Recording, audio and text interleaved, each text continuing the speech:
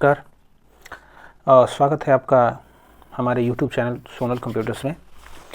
और जैसा कि आप देख पा रहे होंगे, सुप्रीम कोर्ट ऑफ इंडिया में एक वैकेंसी आई है, बहुत ही ज़बरदस्त वैकेंसी है उन सभी बच्चों के लिए जो अभी गवर्नमेंट जॉब की तलाश में हैं। तो ये एडवर्टीजमेंट आपको आया है, इसके बारे में हम पूरा जानेंगे इस वीडियो में।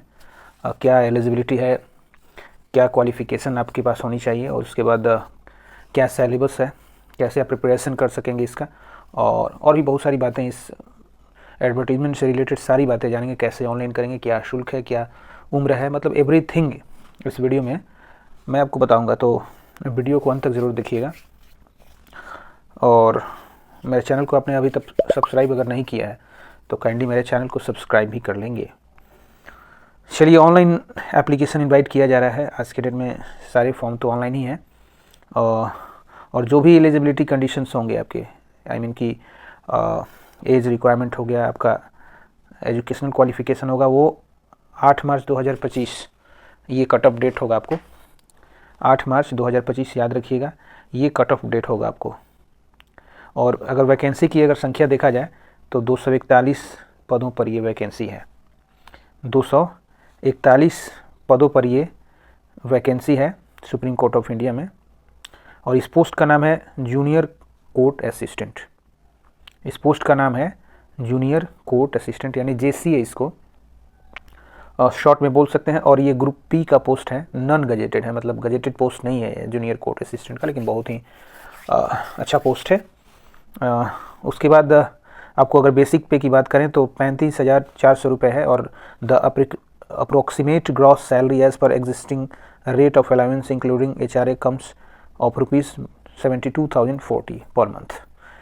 मतलब आपको अगर सब कुछ जोड़ लिया जाए तो बेसिक पे 35,400 रुपये के अलावे सब कुछ जोड़ने के बाद आपको 72,040 रुपये आपको हाथ में मिलेंगे ये, ठीक है। पे स्केल पे बैंड 2 है, विद ग्रेड पे 4200।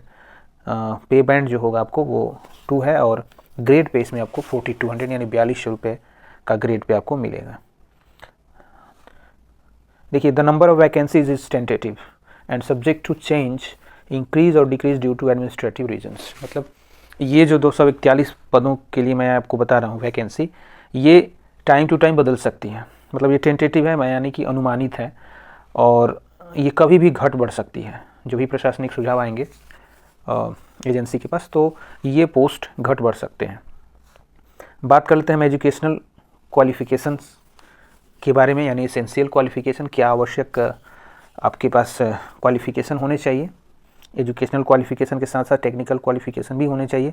पहला तो आपका bachelor's degree of recognised university, किसी भी भारत में किसी भी विधि सम्मत जो भी यूनिवर्सिटी इस्टेब्लिश्ड हुई है उससे आपको ग्रेजुएट होना चाहिए, बैचलर डिग्री किसी भी स्ट्रीम में। उसके बाद minimum speed of 35 WPM in English typing on computer. ध्यान रखिएगा कि आपको 35 WPM यानी वर्ड पर मिनट, 1 मिनट में आपको ये 35 वर्ड टाइप कर लेना है। और वो भी किस पे, तो कंप्यूटर पे। अब टाइपिंग मशीन पे आपका टेस्ट नहीं होता है, इसीलिए आपको कंप्यूटर पे 1 मिनट में 35 वर्ड टाइप कर लेना है। तीसरा essential qualification, knowledge of computer operation. तो आपके पास कंप्यूटर का बेसिक नॉलेज होना चाहिए। ट्रेनिंग तो आपको दी ही जाएगी, लेकिन उससे पहले आपको कंप्यूटर का बेसिक नॉलेज होना चाहिए, जैसे कि CCC हो गया, उसके बाद DCA वगैरह हो गया, diploma in computer application 6 month का जो होता है। मतलब इस टाइप का बेसिक नॉलेज आपसे अपेक्षित है, आपके पास होना चाहिए। कंप्यूटर ऑपरेशन का ज्ञान होना चाहिए आपको। एज रिक्वायरमेंट मैंने आपको बताया कि जो कट ऑफ डेट होगा वो 8 मार्च 2025 होगा। तो उस दिन आपको मिनिमम एज 18 वर्ष होना चाहिए, 18 ईयर, और मैक्सिमम आपको 30 वर्ष। कब, तो 8/3/2025 को। और SC ST OBC और साथ ही EWS और एक्स सर्विसमैन इत्यादि जो भी कैटेगरी हैं उनको उम्र में छूट दी जाएगी। लिहाजा आपको बता दें कि 3 वर्ष का छूट अगर आप OBC को देख लें तो 33 वर्ष के आप अगर हैं, OBC के कैंडिडेट हैं, तो आप फॉर्म अप्लाई कर सकते हैं अगर आपका एज कम हो रहा है तो। और SC ST को 5 वर्षों की उम्र की छूट दी जाती है। तो आप अगर 35 वर्ष के हैं और आप SC ST से बिलोंग करते हैं तो निश्चित तौर पे इस फॉर्म को आप भर सकेंगे। और साथ ही साथ और भी रिजर्वेशंस के जो सर्वमान्य कानून हैं वे लागू होंगे मतलब इस वैकेंसी पे। अब हम सबसे इम्पॉर्टेंट चीज़ बात कर लेते हैं स्कीम ऑफ एग्जामिनेशंस के बारे में। मतलब ये आपका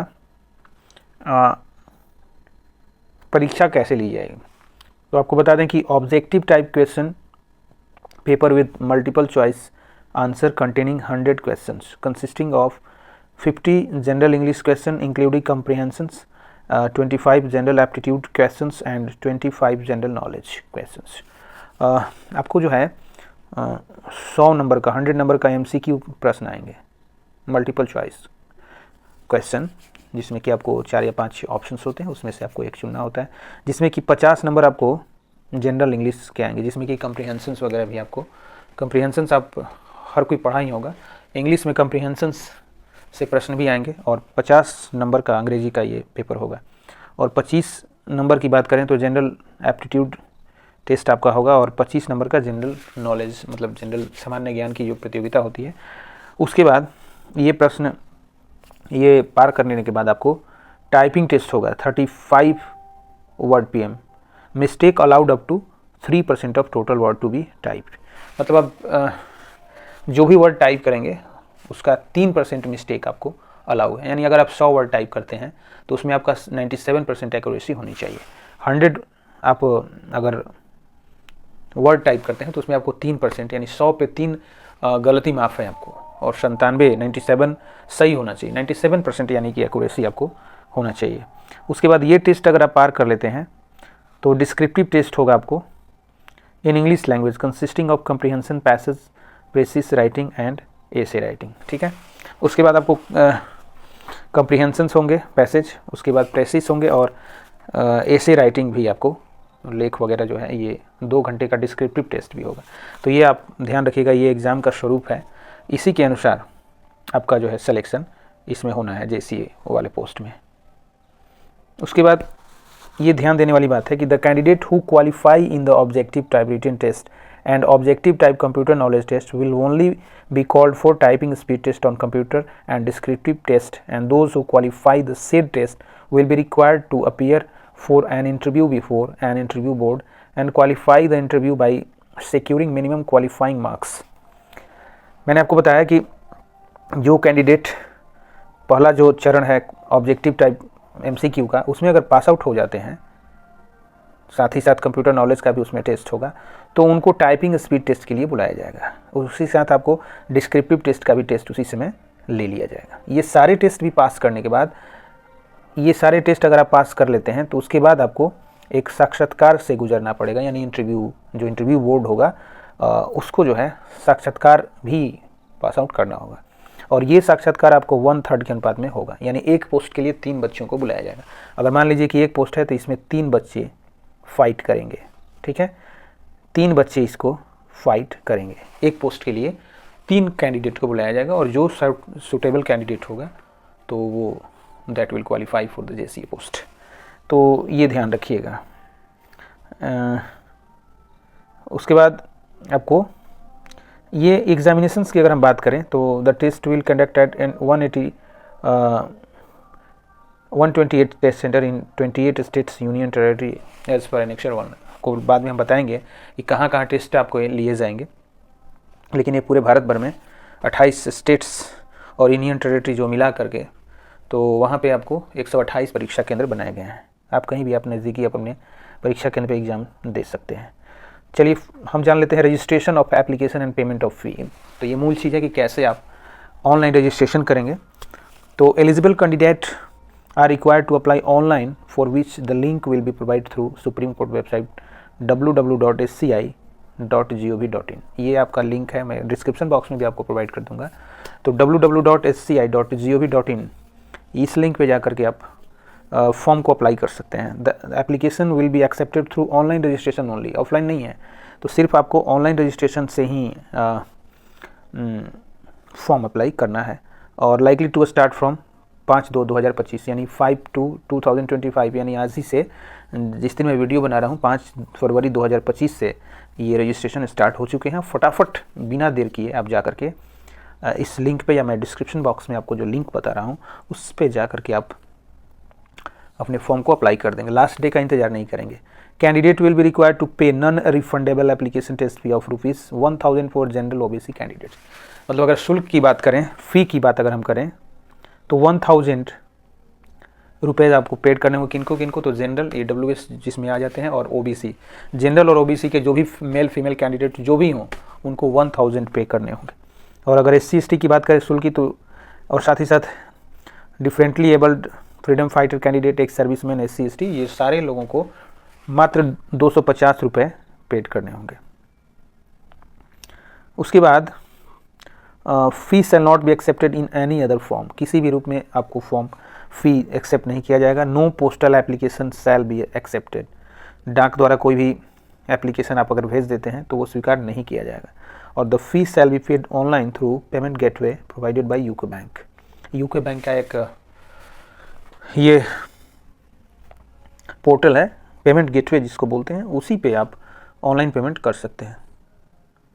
और टेंटेटिव डेट या इंपॉर्टेंट डेट की अगर हम बात करें तो मैंने आपको बताया कि 5 फरवरी 2025 10 बजे सुबह से स्टार्ट हुआ है, और उसके बाद आपको